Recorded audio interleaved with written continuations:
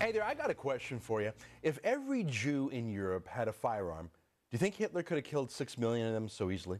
I mean, he might have been able to kill them, but not without a fight. I mean, not like lambs to the slaughter, not just Jews, but everyone else Hitler killed.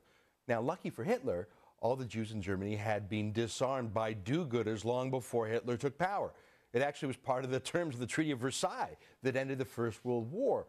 Now, these same liberal governments brought in censorship laws too, under which Hitler himself was prosecuted. So when Hitler took power in 1933, much of his work was done for him. Civil liberties had already been limited by the good guys, the liberals. According to the great journalist and historian George Jonas, when Hitler started limiting personal freedom himself, a socialist MP stood up in the Reichstag to complain about it, and here's what Hitler said. He said, "Late you come, but still you come.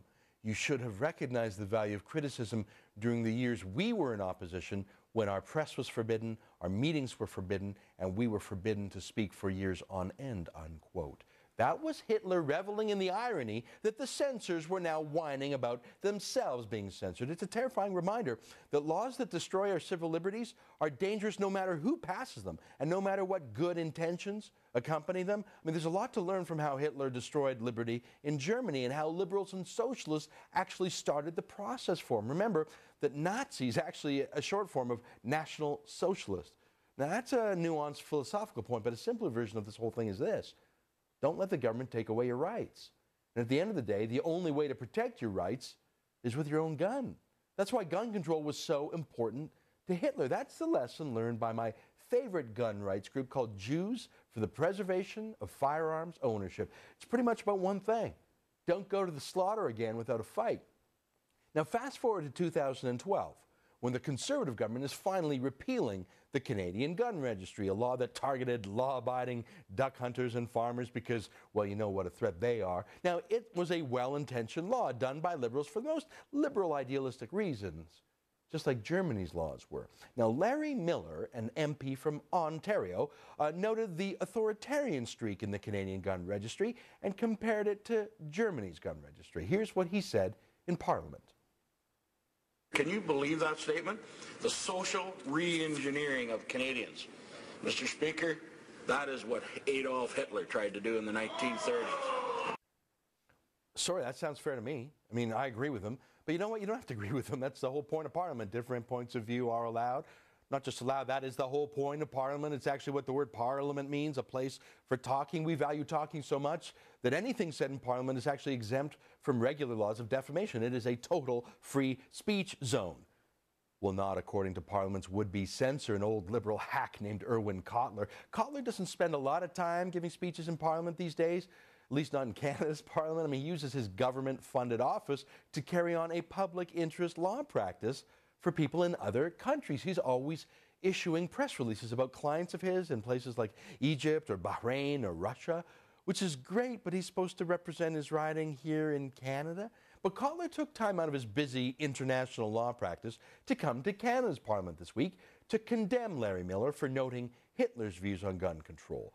But Cotler didn't want to just oppose Miller's views or debate them or disagree with them. Cotler wanted to censor them. Seriously, he stood up and whined to the Speaker of the House of Commons that Larry Miller should not be allowed to compare anything to Hitler, or at least anything that the dear Liberal Party has done. Look at this.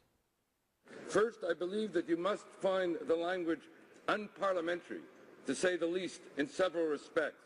Something which has not yet happened but must be done, lest such references be seen as acceptable conduct in this place. Language, Mr. Speaker, is what we are all about. And offensive language, Mr. Speaker, must be sanctioned. And Mr. Speaker, on this point, let there be no mistake about it. In reference to the member's remarks, Hitler did not take away guns from Jews, Mr. Speaker. Hitler murdered Jews who had no guns, and any suggestion otherwise is odious and obscene. What an idiot. Larry Miller didn't call Cotler a Nazi. He didn't compare Cotler to Hitler. Miller just noted that Hitler relied on gun control. Are we seriously not allowed to remember that part of Hitler's plan? Because Irwin Cotler so loves gun control. We're not allowed to mention that a brutal dictator did too. Now, Irwin Cotler is a doddering old fool. He's long past his best before date. He clearly has lost interest in his Canadian parliamentary duties. He loves jet-setting around the world for photo ops with him posing as a civil liberties hero in the third world.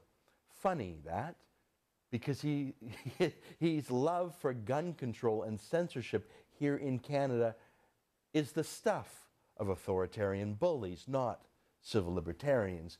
He's an embarrassment to our Canadian traditions of free speech. He's an underminer of our parliamentary tradition of vigorous debate. He's an underminer of self-defense for Jews and others, including Israel, who trust a firearm, not a government, to protect them from the world's troubles, including from the government. And by trying to forbid Larry Miller or anyone else from talking about Hitler's odious works, Irwin Cotler is interfering with the proper remembrance of the Holocaust and the promise to never let it happen again.